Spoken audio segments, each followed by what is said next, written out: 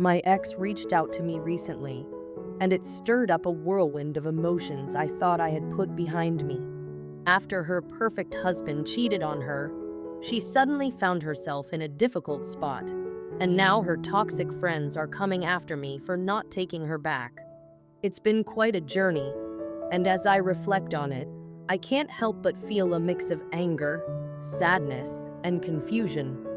To give you some background, she is 36, I'm 38, and her husband is 43. He left her for a 23-year-old Swedish girl who works with him. They have 3 kids together, an 8-year-old and 2 younger ones who are just 3 and 4. It's heartbreaking to think about those kids caught in the middle of adult choices. She first contacted me through Facebook. She mentioned that she couldn't breathe when she saw my face again, and went on to say I was so handsome. It was as if she had aged and was reflecting on all the years that had gone by. She found me on our college alumni page, and when I decided to respond to her, the old feelings came rushing back. Even though I had worked so hard to forget her, it took me 3 long years to get over her and move on with my life. I still vividly remember how she made a pact with some of her girlfriends, stating she would never date me. One of those friends later told me about this. The other girls told her I was weak and not good enough for her. They insisted she deserved a strong man, and it was like they were planting seeds of doubt in her mind. I couldn't help but think they were just jealous of what we had. I had warned her in the past not to share too much about our relationship with her friends. I told her that if she mentioned any personal struggles, they would only try to drive a wedge between us.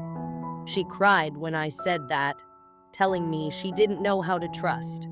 Unfortunately, she chose to trust her friends over me. Ultimately, she ended up cheating, making out with 10 different people, including some mutual friends and 2 girls I thought were our close friends. This all happened back in the mid-2000s. She claimed that she was drunk during those incidents. We did try to work things out afterward, but the trust had been broken. I wanted to forgive her, but I just couldn't do it. So, I made the difficult decision to walk away from our relationship. I missed her deeply, her smile, her laughter, the warmth of holding her close. But I knew I had to prioritize my own healing. It wasn't until I ran into a mutual friend at a bookstore that I really began to move on. We started reminiscing about old times, and I asked about her. My friend told me she had moved on quickly from me. She never asked about me and began dating several other guys, including one of our friends. It stung, especially since I was the one who had introduced her to that friend. It felt like I had lost everything. Over the years, I realized that most of my friends were also her friends now. They all hid what she had done to me and only shared negative things about me with her. I felt isolated and betrayed, but I tried to focus on my own life and healing. Eventually, she got married, and I learned through social media that she was grateful for her high-paying job during a time when I was struggling after being laid off. Fast forward to her recent message. She shared how her husband had cheated on her too. He left her in 2019 after getting another woman pregnant. She mentioned that she had fought hard for their marriage, but he told her that it was over. I could see how much this hurt her. She couldn't stop crying. She shared that her husband was a man her sister and girlfriends had approved of, even though he wasn't particularly charming or attractive. It seemed like they chose him because he was responsible and took care of his family. Hearing her say that she chose him over me really struck a nerve, and when she began to cry, I felt a mix of compassion and frustration. She asked me about my life, and if I had gotten married or had kids. I told her I was still single. Then, out of the blue, she started sending me pictures of us from back in the day. It felt strange because she seemed to think everything was fine between us, as if the past had been erased. I was enraged inside. How could she act as if nothing had happened? Didn't she remember how she ended our relationship? She had left me for dead and never bothered to check on me until now, when everything had fallen apart for her. During our phone call, she wanted to hear my voice, so I agreed. But as soon as I said hello, she broke down in tears. "I can't believe it," she sobbed. "My stomach feels empty. I miss your voice." It was heartbreaking to hear her genuine sorrow, but I also felt so conflicted. Part of me was happy to hear from her after all these years, but another part of me was furious because she had stabbed me in the back. As we talked, she reminisced about how I used to smile at her, how I was spontaneous and made her laugh. She even mentioned the cologne I wore. I struggled to contain my feelings. I was happy to hear her say these things, but I was also reminded of how she had treated me. She asked to meet up just one time, but I hesitated. After hanging up, she texted me to apologize, and when I asked her what she was sorry for, she couldn't give me a clear answer. She insisted that meeting in person would help her explain everything. I told her it was best not to meet, especially with the ongoing pandemic, but she pushed back, saying we could eat outside at a restaurant. "I need to see you or I'll crumble," she said, sounding desperate.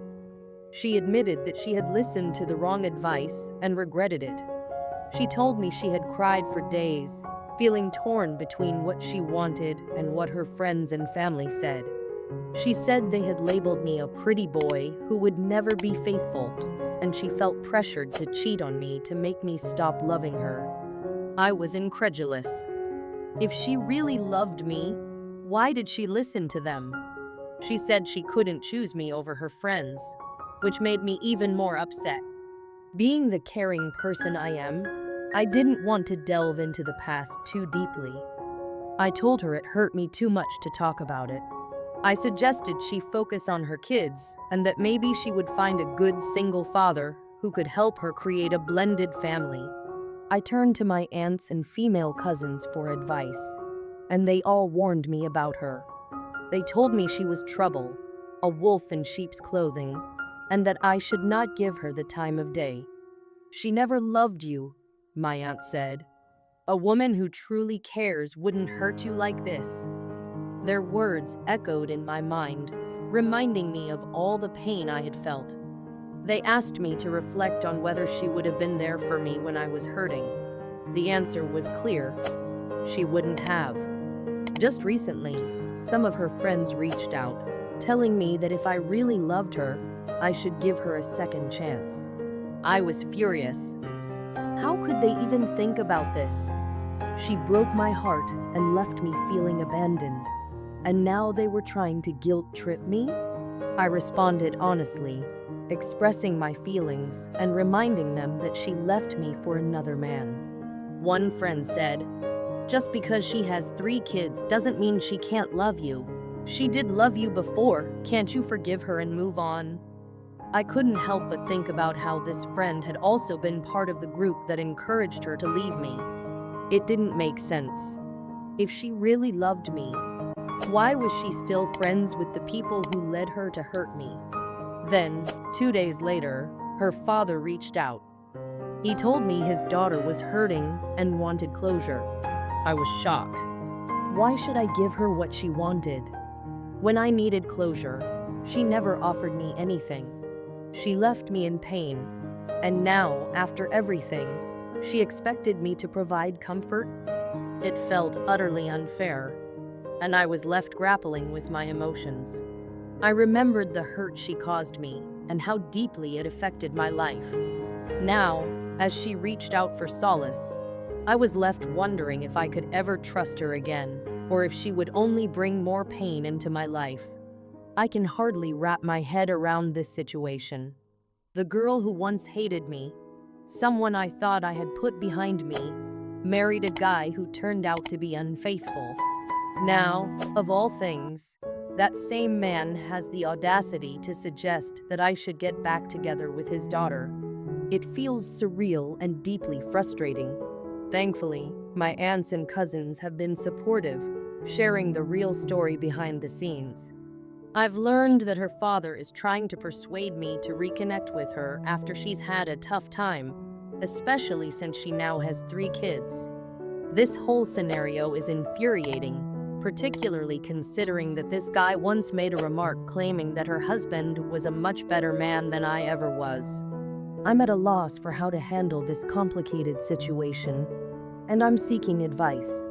Update 1. Despite my better judgment, I decided to meet her. It wasn't easy for me. I struggled with the decision for days. But I had already made the mistake of replying to her messages on Facebook, which led to her calling my phone. When we finally met up, I tried hard not to let my anger show. As I approached the restaurant, I noticed her waiting outside. At first, I didn't recognize her, but then I saw someone crying, hiding her face with her hands. It was her. She rushed towards me and hugged me tightly. I didn't hug her back, my hands were stiff at my sides. She was making such a scene that people were staring. An older woman passed by and, mistaking our emotional reunion for something romantic, asked if we were married and if I had just returned from military service. I quickly clarified that we were just old college friends. The woman commented that she was quite emotional for just an old friend, and I could already feel this was a bad idea. We ordered food and sat outside, and I couldn't shake off my feelings of discomfort. She looked older and had gained a bit of weight. As she expressed how much she missed me and how her heart was racing, I kept my thoughts to myself. I felt like I was playing along in a charade.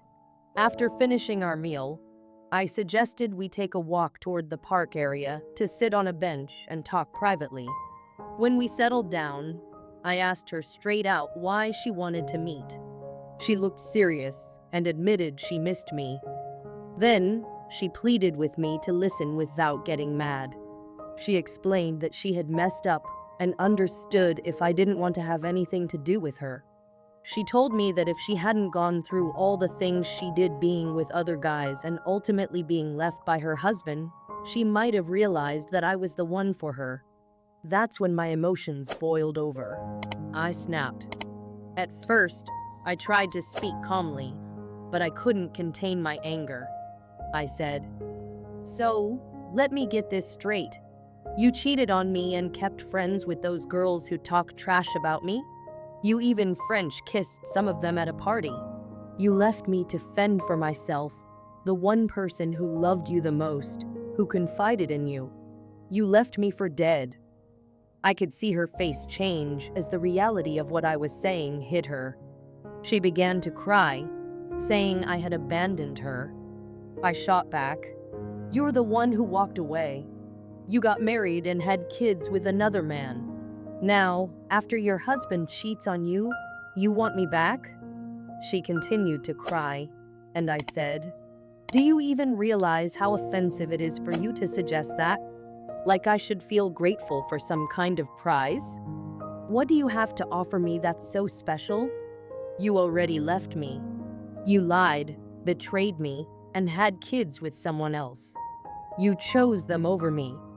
She started sobbing harder, having what seemed like a panic attack, saying she didn't know how to express her feelings and that she was truly sorry for everything she had done. In that moment, I felt both sympathy and anger. I wanted to believe she was genuinely remorseful, but it was hard to overlook the past. I yelled, "You moved on from me so quickly. I heard you dated guys I can't stand right after we broke up. Who told you about that? It doesn't matter. You moved on without a second thought. You never even asked about me." She looked taken aback, and I continued, "I felt guilty, thinking everything that happened was my fault. But you lied to me even now. You never cared enough to shed a tear about us, not even after 3 years."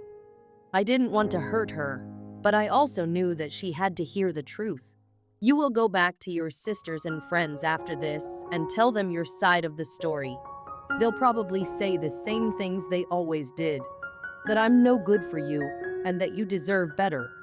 I told you I loved you. I wanted you to have my children. "If you had married me, we would still be together today," she replied softly. "I know, I know."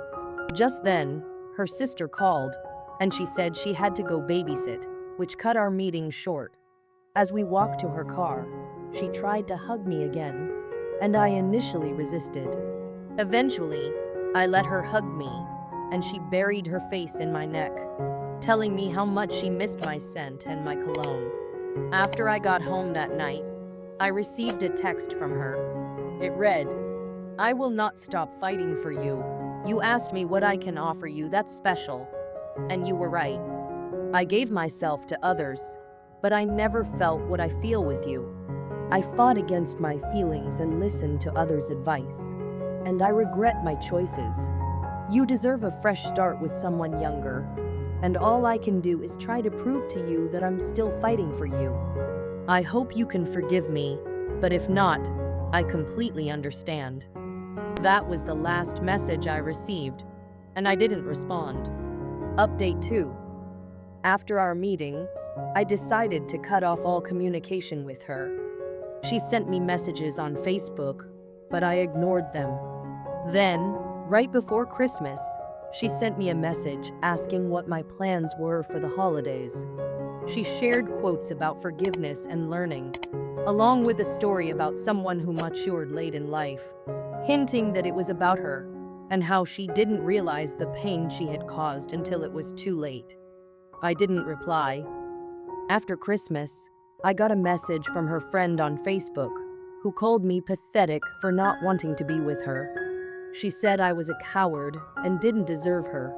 This friend claimed I was weak for not moving on and forgiving her, and she accused me of being mean-spirited.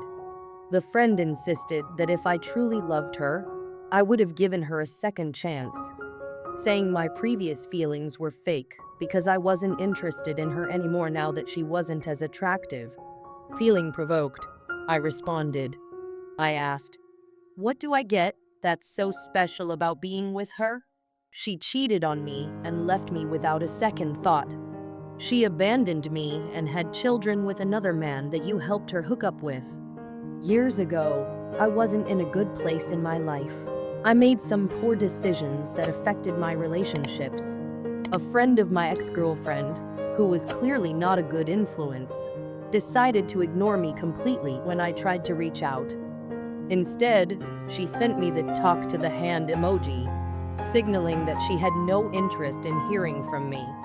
It was clear that she was trying to take control of the situation, declaring that our conversation was over and implying that I had lost my ex for good.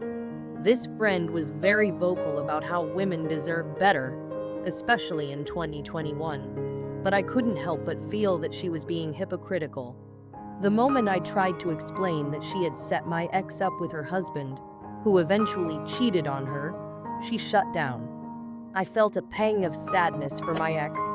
She was naive and easily swayed by the opinions of others, especially her friends. It's genuinely sad when young women can't think for themselves. I remember how my ex used to confide in me about her insecurities and struggles. It felt like her friends were controlling her, leading her down a path where she would make decisions that ultimately harmed her. One day, I decided to confront this friend about her role in my ex's life. I reminded her that she had encouraged my ex to date a man who ended up being unfaithful. Instead of taking responsibility, she just lashed out at me, claiming I was no good. I found it infuriating, especially since I hadn't seen this girl in 15 years. It was baffling to me how she could point fingers at me when she was the one who had given my ex such terrible advice. Her behavior seemed like a classic attempt to deflect blame and make herself look better in front of others. To make matters worse, this friend said something outrageous during our conversation. She told me that this New Year's Eve would be the first time my ex spent it alone, as if I should feel guilty about that. I was taken aback. I thought to myself, what kind of entitlement is this? There's a pandemic going on, and mass gatherings were restricted. It felt like she was trying to lay a guilt trip on me for something entirely out of my control. Reflecting on this situation, I hope others can learn from my experience. It's crucial to avoid relationships with women who have controlling and toxic friends. This friend of my ex is a prime example. She once told my ex that I wasn't good enough, claiming my ex deserved better. But then, she was the same person who introduced her to a man who would betray her trust. I truly believe that her intention was to make herself look like a hero while avoiding any responsibility for her poor advice. I can't help but think that jealousy played a big part in her actions. She likely saw that younger women were messaging me, inviting me to get-togethers, while she was left on read. It must have hurt her to witness me moving on and receiving attention from others. When we had a chance encounter, I noticed that she had changed. She was no longer the glowing girl I once knew. She kept telling me how handsome I was, but it was clear that she was struggling to receive the same level of attention she used to get. It almost felt like karma. I treated her gently and never yelled at her, even when she deserved it. I made a point of not responding to her calls or texts. Yet, I think it hurt her to see me engage with others, particularly when a former coworker, a gorgeous girl, reached out to me. She casually called me old man, even though she was only 27. It was all lighthearted, but I could sense that my ex's friend might have felt jealous or even threatened by my continued social life.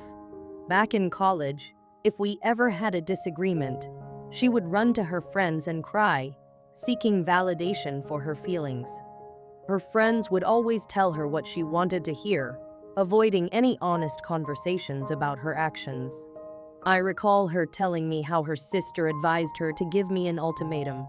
It was troubling to think about how much influence her friends had over her decisions. When we were together, she often mentioned that her friends thought I was weak and likely to cheat just because I played football and had a pretty boy image. It was difficult for me to understand why she would let those judgments affect our relationship.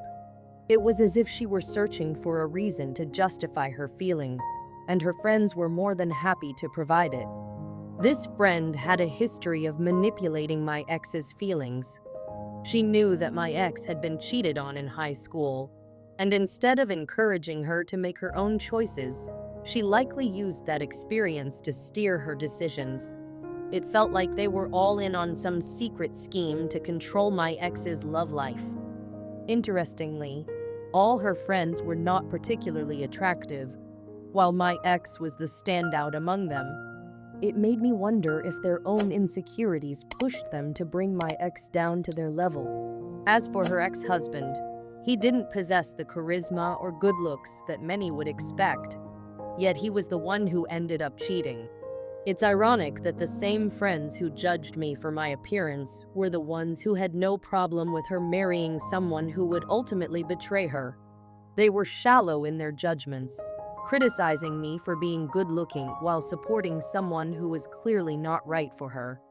The irony of it all was that my ex surrounded herself with friends who would never hold her accountable for her actions. They would always stroke her ego and tell her she was perfect, regardless of her decisions. One friend even told her to sample different men before settling down. This only added to the toxicity in her life. The dynamics among her friends were confusing. They often cried when my ex would admit that she loved me and couldn't stop thinking about me. One particularly envious friend, who was quite large, would shed tears, saying, "But you won't spend any more time with us."